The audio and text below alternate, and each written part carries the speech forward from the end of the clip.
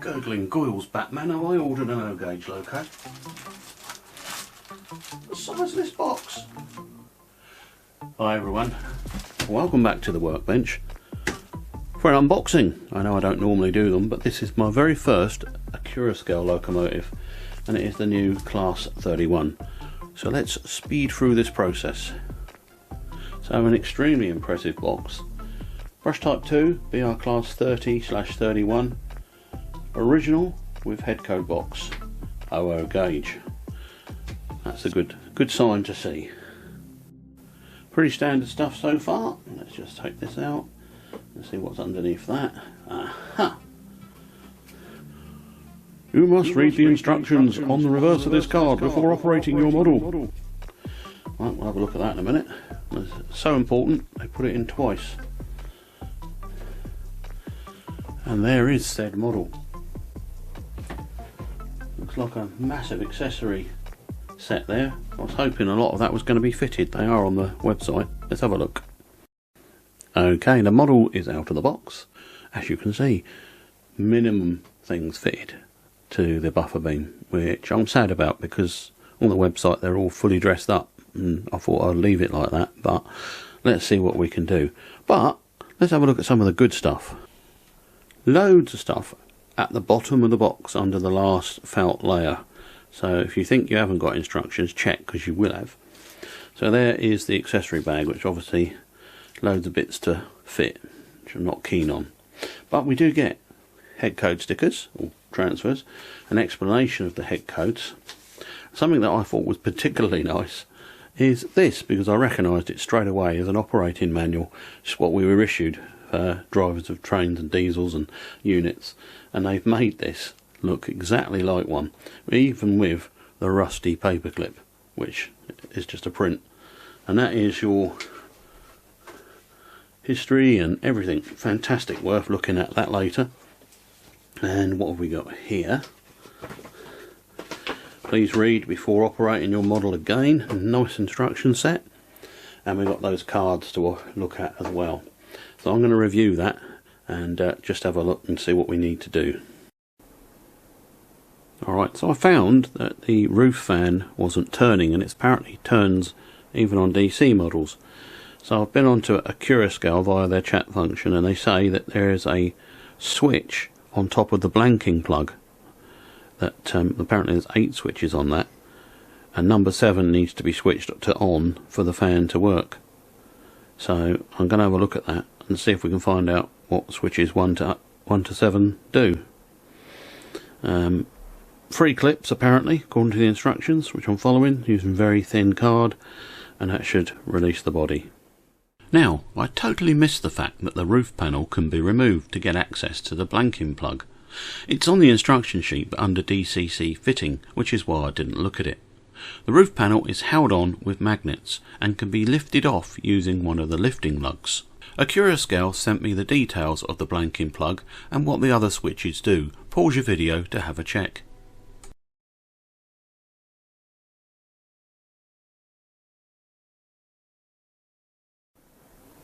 Oh my goodness, the amount of electronics inside this loco.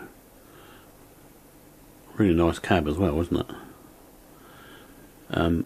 There's the fan, there's the blanking plug with the switches on. There's another set of switches which is mentioned in the card. The blue things are the stay alive, which are fitted.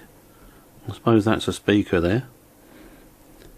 Good lord, there's more tech in this than went to the moon. Opening was fairly easy with the card things, but there is a pipe on it on either end that hooks up under the chassis, so you have to be careful of that and help bend it out the way with tweezers as you go. I'm absolutely amazed. I mean, look here, there's even more little surface mount components.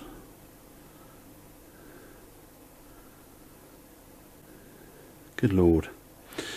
Right, so one of the cards refers to this switch and that positions that it must be in to work with the plug, DC blanking plug, which is that one.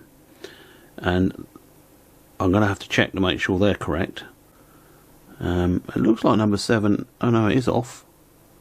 So I need to put it on. God, it's tiny.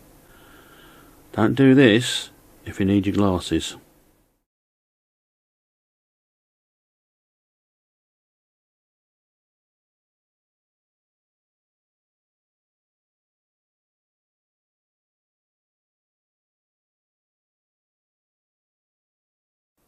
Okay guys, most amusing, watch this.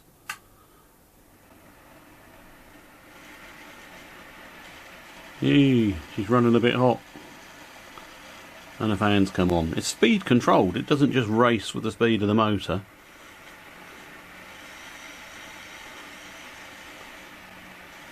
The code is illuminated. On DC you do not get any cab lights nor instrument desk lights. Yeah, you can see the rear marker lights are working, which is correct, and the correct brightness. They weren't that bright. People have two brighter model lights. They weren't bright, they were dim, usually full of muck. So it's time to do some detail fitting, which is going to be an absolute bugger to open it again in the future if you do fit the details. But I think it's needed. And we'll get some good close photos once it's done.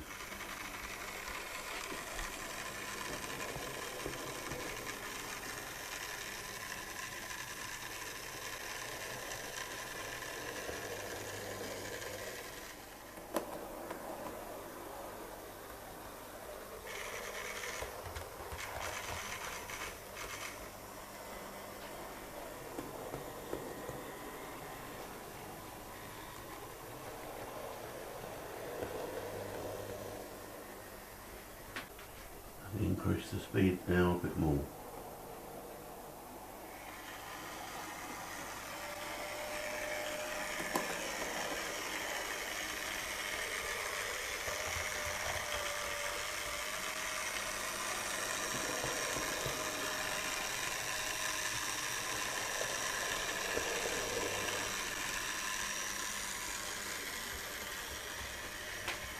Can't be right, surely. Bit more speed increase.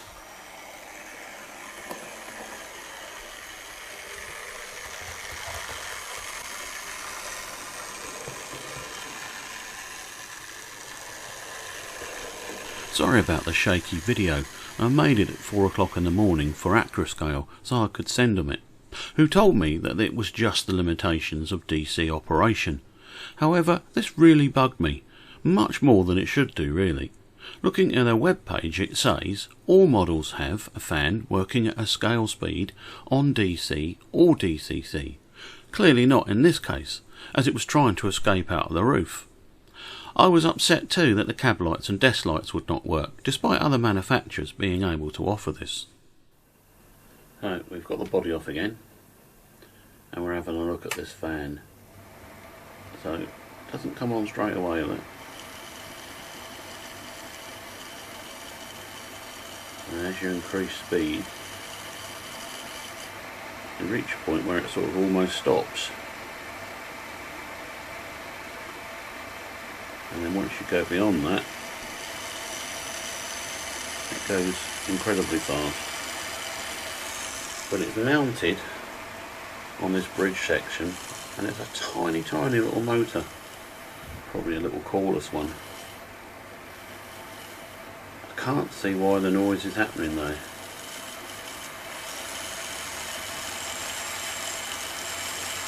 It does run very, very fast. Alright, so my fix for now has been fitting a 68 ohm 1/8 resistor on one of the feeds to the fan, so that now it doesn't go so fast. So we've still got it turning. It does bimble about a little bit, but that 68 ohm resistor seems to have dropped its speed down, so that when the loco goes really fast it still goes round, but nowhere near as fast as it did. So hopefully it'll be less noisy when I put the body back on. Same loco with a modification. Yeah, you can still hear it. Sounds a bit like the turbo's running. Let's do the slower speeds.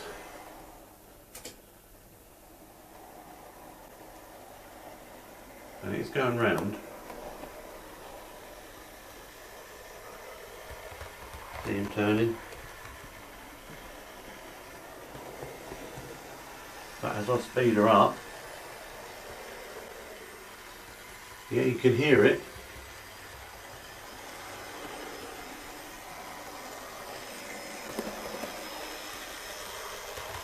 And that's as bad as it gets. If I go full, up towards full power, which I don't want to do yet because it's a new model, that is acceptable.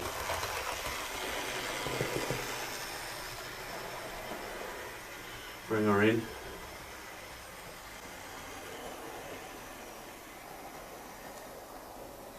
And it sort of shuts itself off at that speed. Comes back in. And it's just tickling around there. 68 ohms. So I had a go at fitting the front end details. Oh my god, what a faff, as always. I'd much prefer them to have been nicely fitted. In the end I decided just to do one end, super glue and tiny little fittings with holes near impossible to marry up, don't mix. It left me feeling like an elephant wearing boxing gloves trying to wipe its bum with a piece of confetti.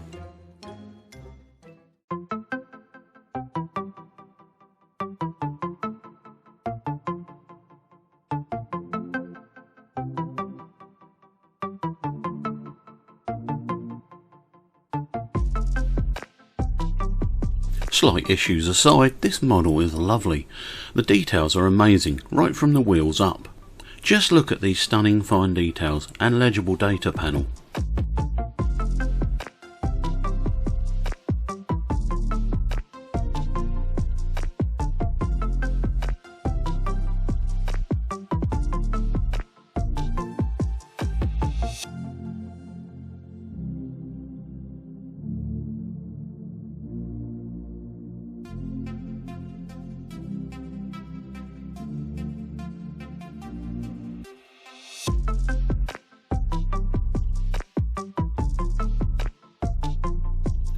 The cautionary cards included with the box.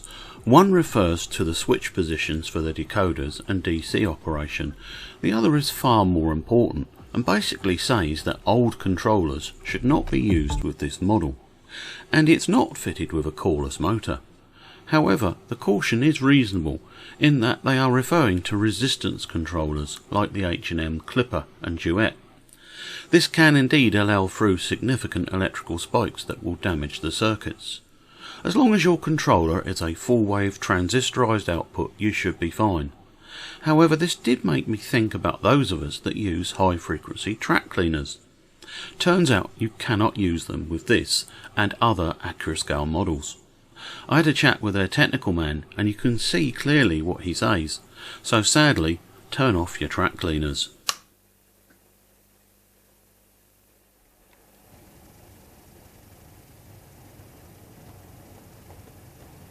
I like to start my new loco tests in the sidings. This soon finds out if they're going to have trouble. Happy to say this loco is fine.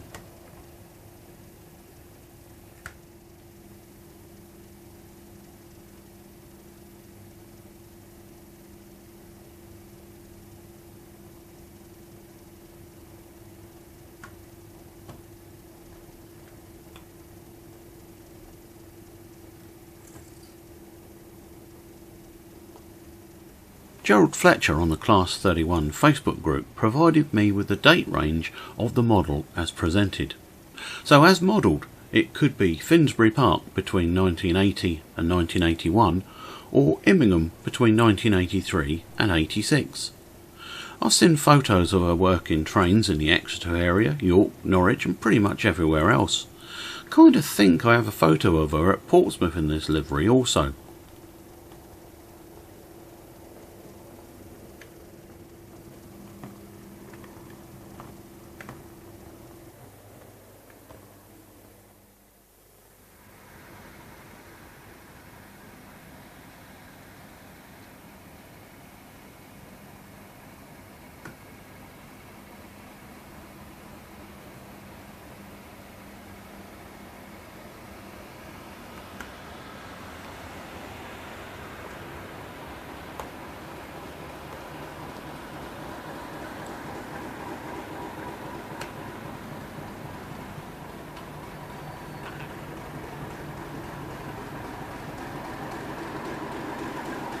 So after the siding tests, it's time to take 409 out onto the main line for her first train.